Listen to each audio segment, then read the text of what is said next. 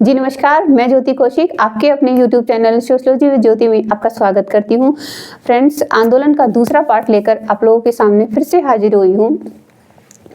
अब तक हमने ये तो जान ही लिया कि आंदोलन होते क्या हैं, किन परिस्थितियों में ये उत्पन्न होते हैं और लोगों और समाज के ऊपर इसका क्या प्रभाव पड़ता है। तो चलिए स्टार्ट करते हैं अपनी क्लास को और जानते हैं नेक्स्ट आंदोलन के बारे में। हमारा नेक्स्ट आंदोलन है नक्सलवाड़ी आंदोलन। नक्सलवाड़ी आंदोलन जिसको माओवाद के नाम से भी जानते हैं। ये जो आंदोलन था वो भारत के अंदर वामपंथी और उग्रवादी आंदोलन रहा है। ये आंदोलन 1967 के अंदर पश्चिम बंगाल के दार्जिलिंग जिले के नक्सलवाड़ी गांव से स्टार्ट हुआ था और ये जो आंदोलन था वो जमींदारों और जनजातियों और जो छोटे किसान थे उनके बीच में कोई छोटा सा भूमि विवाद उत्पन्न हुआ था और इस विवाद ने इतना उग्र रूप ले लिया था कि जो चारू मजूमदार और संथाल जैसे जो कम्युनिस्ट पार्टी के नेता थे उन्होंने इस आंदोलन का नेतृत्व किया था। और जो ये कम्युनिस्ट पार्टी के जो नेता थे वो चीनी कम्युनिस्ट पार्टी के नेता से काफ़ी प्रभावित थे, इसीलिए इस आंदोलन को माओवाद के नाम से भी जानते हैं। और जो ये आंदोलनकारी नेता थे उनका मानना था कि ज़मीन उसी की होती है जो उस पर खेती करता है, जो उस पर मेहनत करता है। और इस संघर्ष के माध्यम से, इस आंदोलन के माध्यम से वो जो मौजूदा व्यवस्था थी उसको उखाड़ फेंकना चाहते थे और वहाँ पर साम्यवादी या जनताना सरकार की वो स्थापना करना चाहते थे। दरअसल ये जो नक्सलवाड़ी विद्रोह था वो जमींदारों और साहूकारों के विरुद्ध एक विद्रोह था, जिसके बाद उन्होंने वहाँ पर कम्युनिस्ट पार्टी मीन्स 1969 के अंदर यहीं से कम्युनिस्ट पार्टी विकसित हुई थी। तो ये था नक्सलवाड़ी आंदोलन। तो नेक्स्ट है हमारा झारखंड आंदोलन। झारखंड आंदोलन 20वीं शताब्दी में प्रारंभ हुआ था और 15 नवंबर 2000 के अंदर एक झारखंड राज्य के रूप में गठित होकर ही ये आंदोलन समाप्त हुआ था। दरअसल जो दक्षिण बिहार का जो जनजातीय क्षेत्र था, जो दक्षिण बिहार का जो एरिया था उसके अंदर जो जनजातीय क्षेत्र था उसके लिए एक अलग राज्य की मांग की गई थी, जिससे जो जनजातीय समुदाय है उनके अधिकारों की रक्षा हो सके, उनकी संस्कृति उनकी पहचान को सुरक्षित रखा जा सके और उनकी आर्थिक मुक्ति के लिए ये आंदोलन किया गया था। नेक्स्ट है हमारा कोल विद्रोह। कोल विद्रोह 1831 के अंदर हुआ था। जो कोल विद्रोह था वो भारत के छोटा नागपुर क्षेत्र के अंदर ब्रिटिश ईस्ट इंडिया कंपनी के विरुद्ध एक आदिवासी विद्रोह था। ये आर्थिक और राजनीतिक परिवर्तन के कारण हुआ था।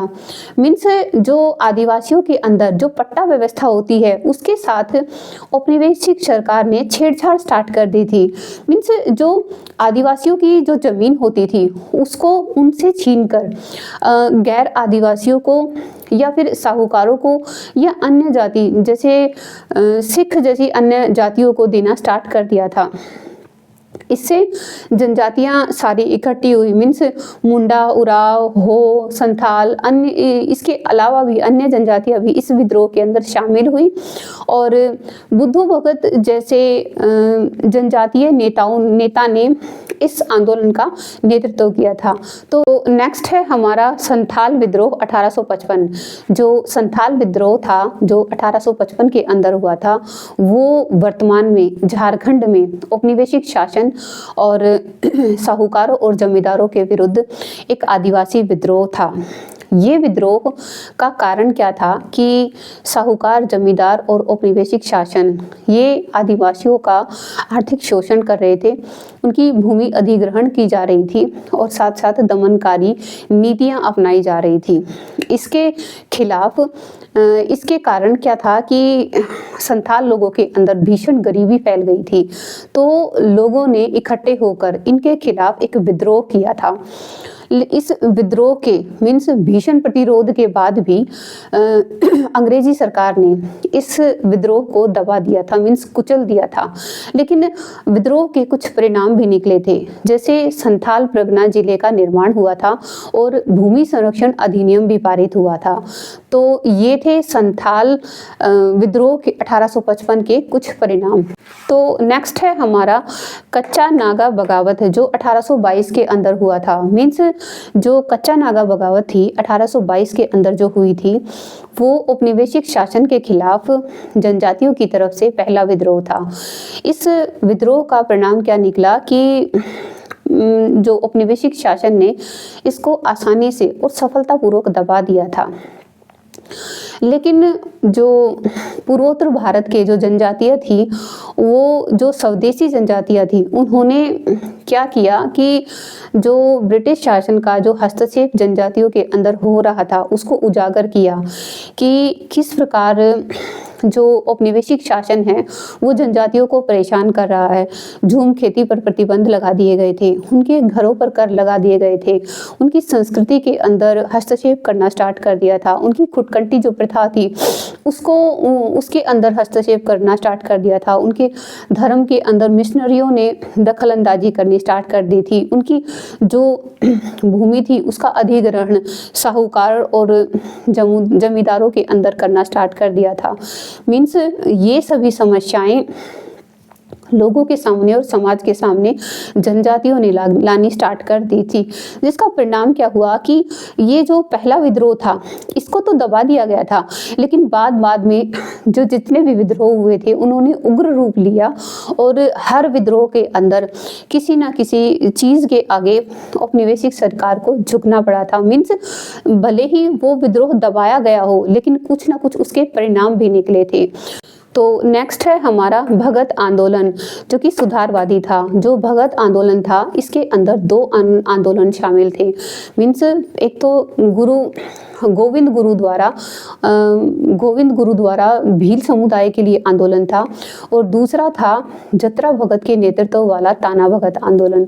जो पहले वाला मीन्स गोविंद गुरु वाला जो आंदोलन था वो भील समुदाय के लिए उनकी आर्थिक, सामाजिक और सुधारवादी आंदोलन था, और जबकि दूसरा जो था जो जतरा भगत के नेतृत्व वाला जो ताना भगत आंदोलन था, वो बिहार और झारखंड के अंदर जो उराव जनजाति थी उसके द्वारा जो औपनिवेशिक शासन और जमींदार और साहूकार थे जो कि जनजातियों का जिन्होंने जीना हराम कर रखा था, उनके प्रति उन्होंने एक अहिंसक और सत्याग्रही प्रतिरोध किया था। मीन्स उनसे गुहार लगाई थी कि जो उनकी दमनकारी नीतियां हैं उनको छोड़ दिया जाए, उनके सामने एक शालीनता से गुहार लगाई गई थी इस आंदोलन के प्रति। मीन्स दोनों के दोनों अहिंसक आंदोलन थे, इनके अंदर कोई हिंसा नहीं थी, इनके अंदर किसी न किसी प्रकार का सुधार की उम्मीद लगाई गई थी, सुधार की गुहार लगाई गई थी।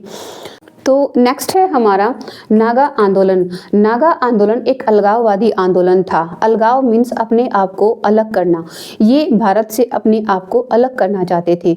मीन्स भारतीय संघ से अलग एक स्वतंत्र राज्य की नागा राज्य चाहते थे, उसके साथ साथ वो अपना खुद का शासन चाहते थे और अपने आधुनिकता के प्रभाव से अपनी संस्कृति और राजनीतिक प्रभावों को भी बनाए रखना चाहते थे। जब औपनिवेशिक सरकार ने भारत को छोड़ने का मीन्स जब स्वतंत्रता की घोषणा की, तो उसके बाद एक जटिल और सशस्त्र लंबे संघर्ष के बाद, विभिन्न शांति वार्ताओं के बाद एक स्वतंत्र नागालैंड राज्य की स्थापना की गई। लेकिन मुद्दा वहीं तक खत्म नहीं रहा, उनके जो डिमांड्स थी, मुद्दे थे, वो आज तक भी बरकरार हैं। वो डिमांड्स और मुद्दे क्या हैं? मीन्स ये अपना अलग संविधान चाहते हैं और अलग झंडे की डिमांड है इनकी। मीन्स ये अपने आप को भारत से बिल्कुल अलग मानते हैं और किसी भी तरह से अपने अंदर भारत का हस्तक्षेप नहीं चाहते।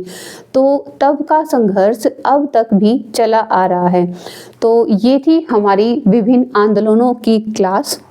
आई होप ये क्लास आप लोगों के लिए हेल्पफुल साबित हो। अगर वीडियो पसंद आई हो तो प्लीज़ लाइक करें, शेयर करें, सब्सक्राइब करें और बेल आइकन को प्रेस करें और कमेंट बॉक्स में मुझे ये ज़रूर बताएं ये क्लास आप लोगों को कैसी लगी। तो मिलते हैं नेक्स्ट क्लास के अंदर। Thank you so much.